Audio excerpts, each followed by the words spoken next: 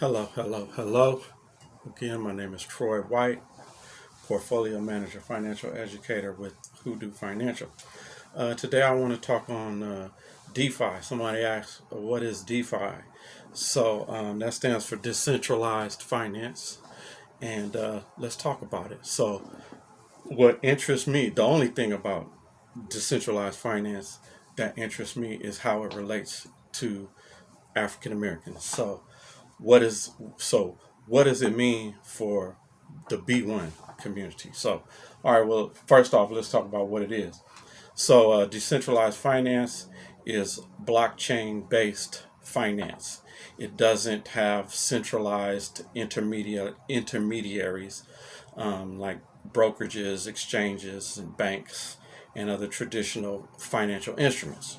All right, that's the technical thing, right? But it's basically about fintech, and because it branches out into several different areas, and but it means finance that can operate on blockchains that utilize smart contracts. And so you're usually talking about things that operate on the Ethereum protocol platform. And so, of course, that includes the use of other cryptocurrencies other than Ethereum, but so primarily blockchain and Ethereum, but and everything, all the other cryptos as well. So, decentralized finance is the use of decentralized networks or applications, and so these applications are built on blockchains and enable various financial services to exist, and these are new financial services, things that couldn't occur in the past. Now they can occur, and access that we wouldn't have in the past, now we have access. So these decentralized apps, it's referred to as dApps, dApps, whatever you want to, however you want to pronounce it. So by using dApps and decentralized ledger technology, DeFi allows permissionless financial operations to be conducted on peer-to-peer networks, basically. So, financial operations is refers to the background of what goes on in in financial services. So, like when you buy a stock, what happens behind the scene? Um, and when you get insurance, what's happening behind the scene? What's supporting your insurance? And and so on and so on. All financial products. So the goal of DeFi product development fundamentally is new financial products, and is to redefine the traditional financial services that exist. So what are those services? Primarily, it's lending, trading, investing, payment processing, your ability to transfer payments, insurance, and other financial services that can exist that maybe don't even exist now, um, but DeFi is what's going to allow them to happen, and it is what currently allows them to happen. And so these are disrupting the current financial system, and it's disrupting the role of the intermediaries. So primarily, it's cutting folks out.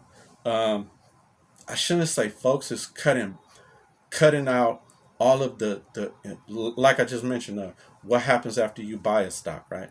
It's a lot of hands that got to get greased along the way, because just verifying things and approving things, and so people have to look at something. So all along the way, it's a piece of paper like this, and you got to look at it and say, okay, yeah, this is right, this is right, this is right, this is right, check off on it, bam, go in the computer, say you verified it, move on to the next stage. And that happens over and over and over and over within, it's what might appear to be a simple transaction, but that simple transaction is crossing a lot of hands, a lot of intermediaries, a lot of individuals are stamping their seal of approval on there. And so DeFi is disrupting that process. So because of the way DeFi products are designed, they are effectively modular. So what's that mean? That means is it's a lot of different apps can be pieced together to solve one simple problem. And so the applications and protocols can be added together and combined with each other. And so that's really the magical part that, according to my opinion at least. And so this allows more flexibility and a variety of services that any individual financial firm can offer, like mine, right? So this is really exciting to me because that means I can bring more services to the B1 community that they didn't used to have. We couldn't even be able to have a seat at the table because it usually meant that you had to have large institutional dollars, really, and because because you need these large dollar figures, because like I said, all those little hands that gotta stamp their seal of approval on a transaction. Well, that means they getting a minute percentage of the transaction, and so for it to be worth their while, there needed to be large dollar amounts, because a teeny fraction of, a couple dollars ain't nothing, but a teeny fraction of $1 billion is if you do that on a daily basis, then that's now you can have a business that's making a lot of money and so forth. All right, so DeFi is all for the B1 community, is all about economic inclusion. So let's talk about that. So economic inclusion means we need to be included in in the financial arenas, and we need to have our hands in the money that's being made, and we need to be part of those who are making the money, spending the money, saving the money, exchanging the money, saving the money, all these type of things. So without the ability to affordably save, invest, and insure ourselves against risk, then black families can't translate income into wealth. Because if we can't save, invest, and protect our assets, then that is just like turn the faucet on, let the water pour down the drain, right? We can enjoy it in between coming out the faucet and going down the drain, but that means we don't have that pitcher to gather the water and save it for ourselves. So lack of access to financial services is not really just a symptom of this wealth gap that we constantly hearing about. It's actually the cause of the wealth gap. And I can go into a long, diatribe on how we don't have the access to financial services up until now, at least up until DeFi has come into the stage, and some other technologies as well.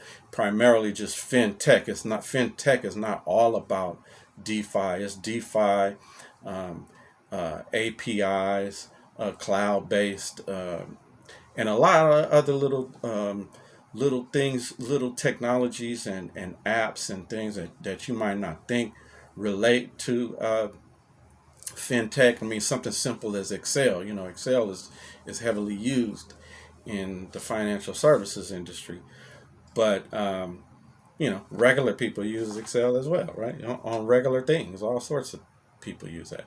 So, all right, the inclusion of black families in the financial system would create new opportunities for financial services companies and the U.S. economy as a whole.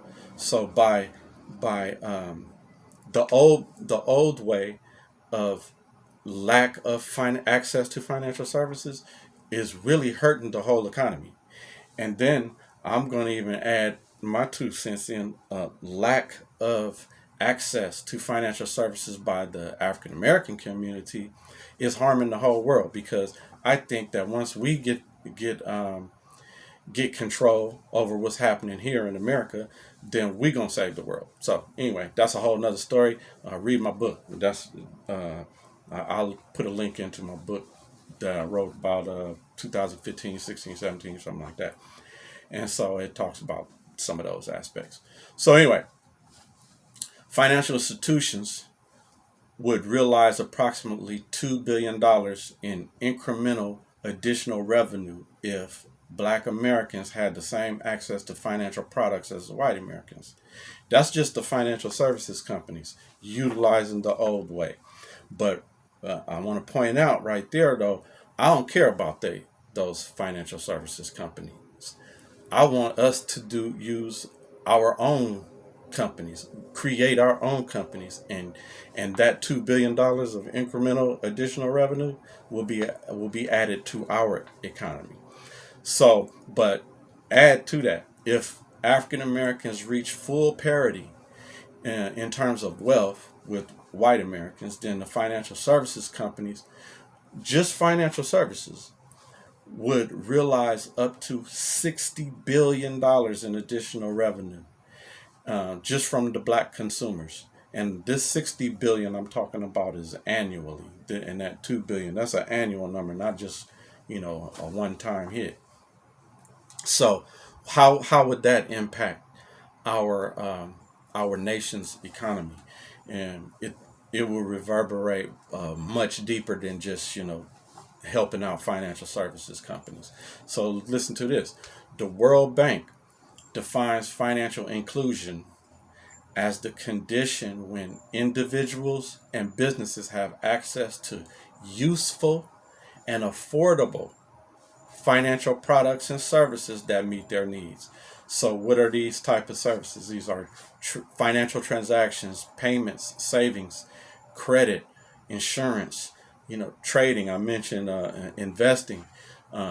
This needs to be delivered in a responsible and sustainable way, though. So then I'm going to ask you, do you think the financial services companies controlled by the primarily Caucasian individuals and institutions, are they delivering financial services in a responsible and sustainable way? No, or else there wouldn't be this wealth gap. Because remember, you work the same place that the Caucasian works. You live right next door to them. So how is their net worth more than yours?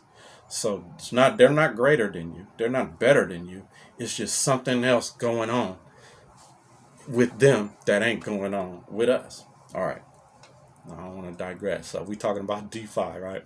So there's a business and economic case to be made for financial inclusion of African Americans, and the basis is because it's going to help the U.S. economy.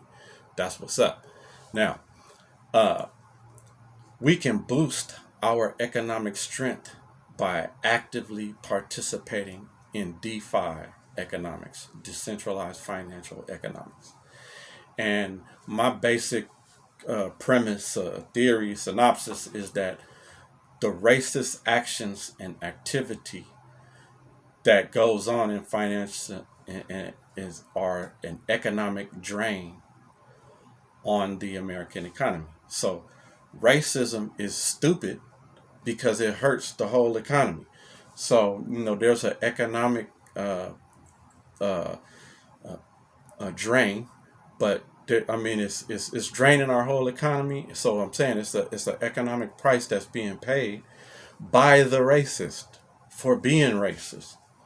And anyway, but never mind that, right? So what is this? What is it about DeFi? Let's talk about some of the nuts and bolts of it. It's basically permissionless, decentralized, and borderless finance.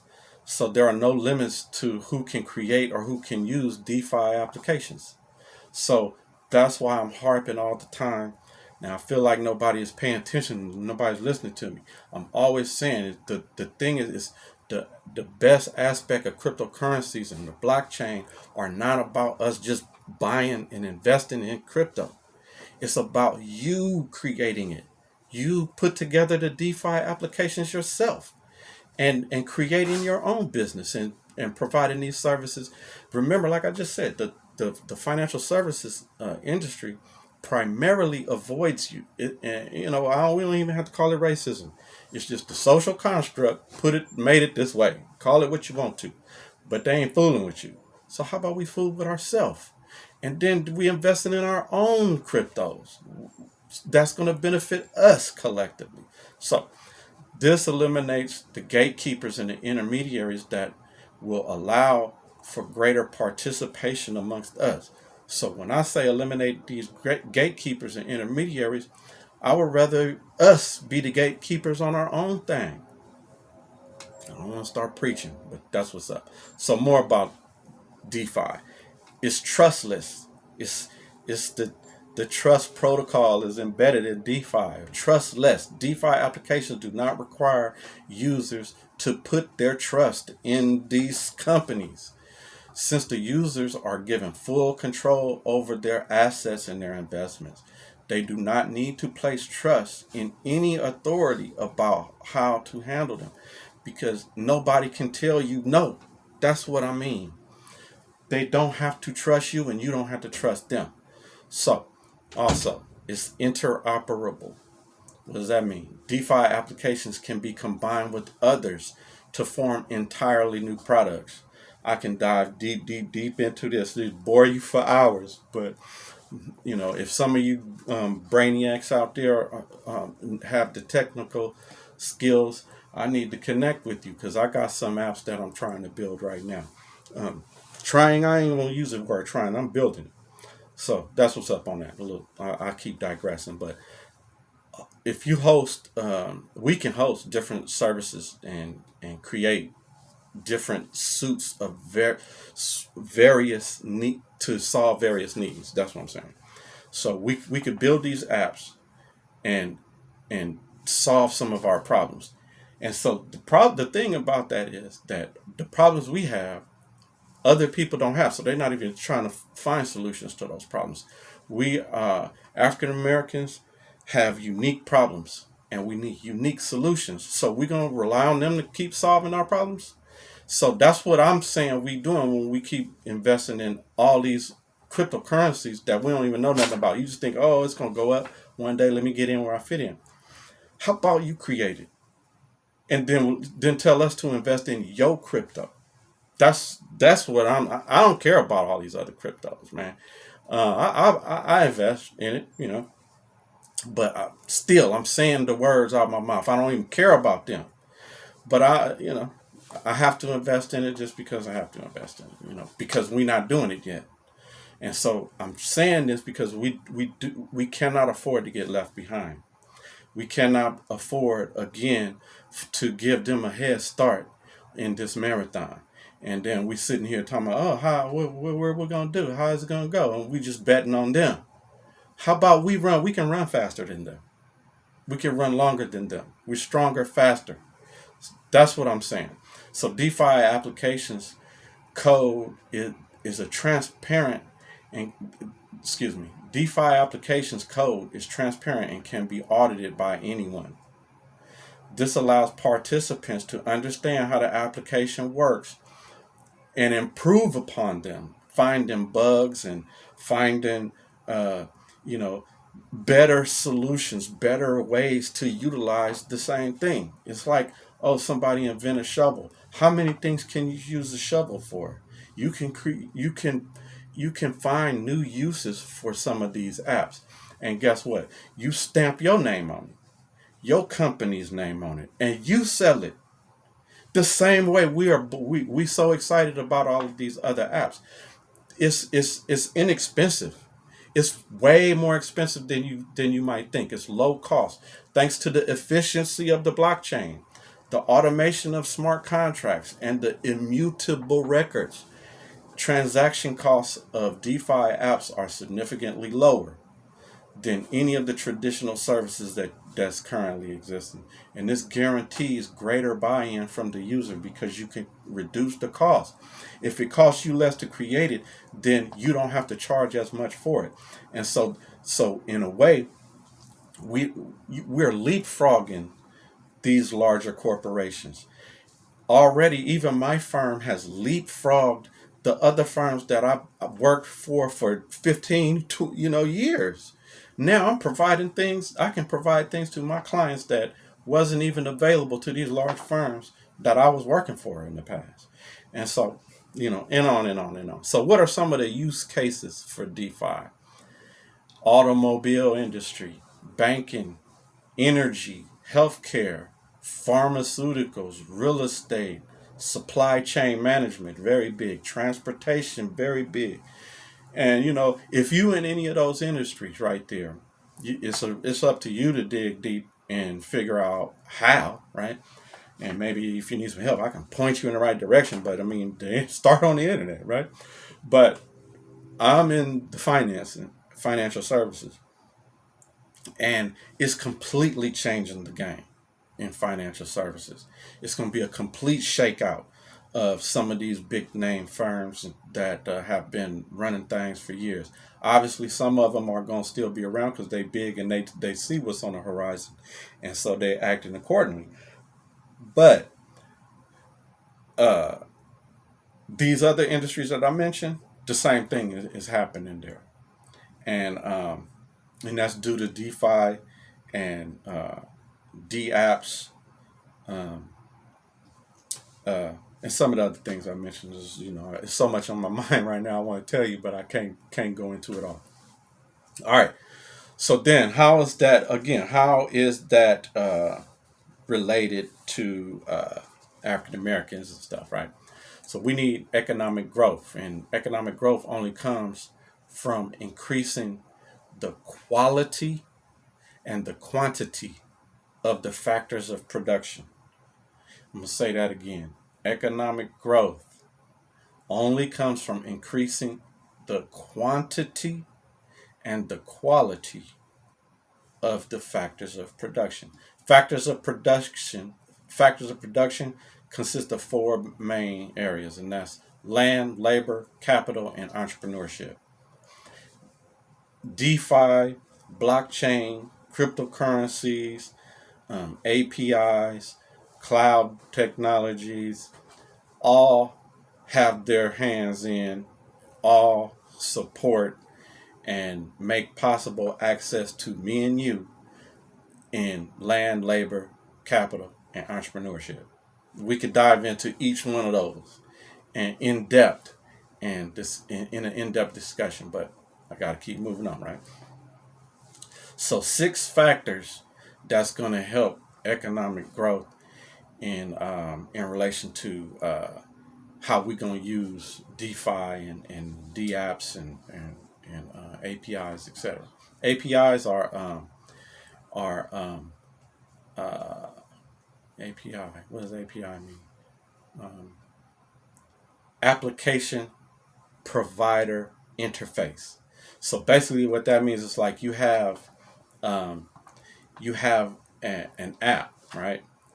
Well, you don't have to sell the app to every individual. You sell individuals access to the app. So they just basically plug the app into the back of their business. So, for instance, my firm, Hoodoo Financial, I'm using decentralized applications that's plugged into the back. That's how I'm offering financial services to people. I can give you online investment accounts because I got the custodian plugged into the back. So this is just how it used to work for the largest firms in the world. They had to invest millions and millions of dollars for what I had to do, what I can do now for, bam, it's instant. Now, just plug it in. Same thing with financial planning. I got financial planning apps, decentralized apps plugged into the back of my firm. So, bam, you need financial planning. I can get you your individual financial planning website that's secure and a secure portal only available to you. And in all your financial planning that we have done over the years, together, is available to you right there. You pull it up on your cell phone, on your smartphone while you on the train or something, or right, on the beach, and you can see what your net worth is today, right now. Again, so and same with financial education. I got the educational tools. I mean, so it's literally all of these apps that that we have access to today, they're using APIs. It's just somebody got it plugged into the back of their. That's why I'm trying to tell you, start your company, and you can provide services that make you look like the biggest company, as big as any competitor out there. Just use APIs, decentralized apps. So anyway, moving on. 6 factors of economic growth: natural resources. We need access to more natural resources. This is going to boost economic growth because it increases the production possibility curve. If we can access these natural resources, all natural resources. All right, moving on. Physical capital, or the infrastructures. We need access to infrastructure. That's what's going to increase our economic growth. Population and labor. We have the labor pool. It's enough as 40 something million of us here. So we have enough of us to grow our own economy. It's enough of us. That's here. We're larger than our African American population is larger than many countries on this planet. And as you've heard many times, economics in terms of dollar value is we would be the 6th largest, I believe, economy in the world if we pooled our resources together. All right. Also, we need human capital. So that's not just the brawn. It's the brain. It's not just labor. We need the human capital. We need us to do for us. And I mean, I'm not saying we shouldn't be having jobs and doing things, and that there's a bad thing about working for larger corporations. I mean, we're invested in those corporations too. So, if you work for Apple, then you work for me because I own Apple, right? And so do you in your 401k or in your own, stock portfolio. But we need to use our brains for our benefit. And another one of the 6 factors for economic growth is technology. And so I'm going on and on and on about the technology. So that's a key factor. We need to utilize these technologies, but again, not just investing in them. We need to use them, create them, put them together, and stamp your brand on it. And now it's your technology. And I don't want to use the same tech you got. I could get it down the street from the other, but I want to get it from you. So that's what I mean there. And then the 6th factor is laws. We need laws that are going to foster economic growth. And obviously, the laws of the evildoers create laws that are against us. And so I can go on in depth again on how the blockchain I think, is going to solve part of that problem as well. But moving on. The thing about it is, we need to use decentralized finance, all these technologies to our greater good, for us, by us, is what I'm saying. And so, but the original question that somebody asked is, what is DeFi? And so it's a lot of things, and it's basically decentralized finance, and that just means new technology that's blockchain based. And a blockchain is just new. It's a new way of keeping track of things, and I like to refer to it as kind of a new overlay on top of the current internet. And so this new coat on top of the internet allows us to do more things. And so we need to take advantage of it. We need to be the leaders of it.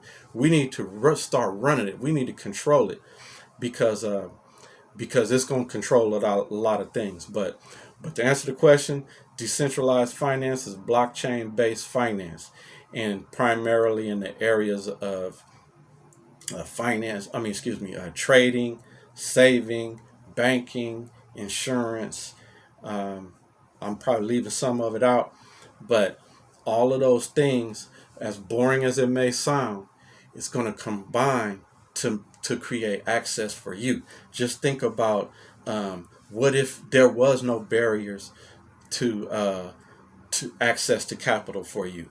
So when you say, you know what, I have this great idea for this helicopter company. Well, instantly everybody's going to tell you, you know, your grandmama, your mama, your auntie, and everybody else is going to tell you, oh, you can't start no helicopter company. Well, I'm telling you right now, yes, you can. Yes, you can. And it's something bigger than that. I don't know how you would create no helicopter company, but I'm saying these apps, these DeFi is going it can allow us to have access to capital because we can do it ourselves. We this also included what I've been leaving out in this conversation is crowd funding, crowdsourcing, crowdfunding, and this whole gig based economy. It's not necessarily a bad thing, but it's bad if we always, you know, trying to get gigs from the other. But if we gig up with ourselves, hey, I trust you, I'll hire you. You know what I'm saying? But I need to find you. I need to know you out there. You know, so it's a lot to it, but ain't nothing to it but to do it. So I'm gonna cut it there because I'll keep talking forever. And thanks for listening. I hope I answered the question. What is DeFi? All right, later. Holla.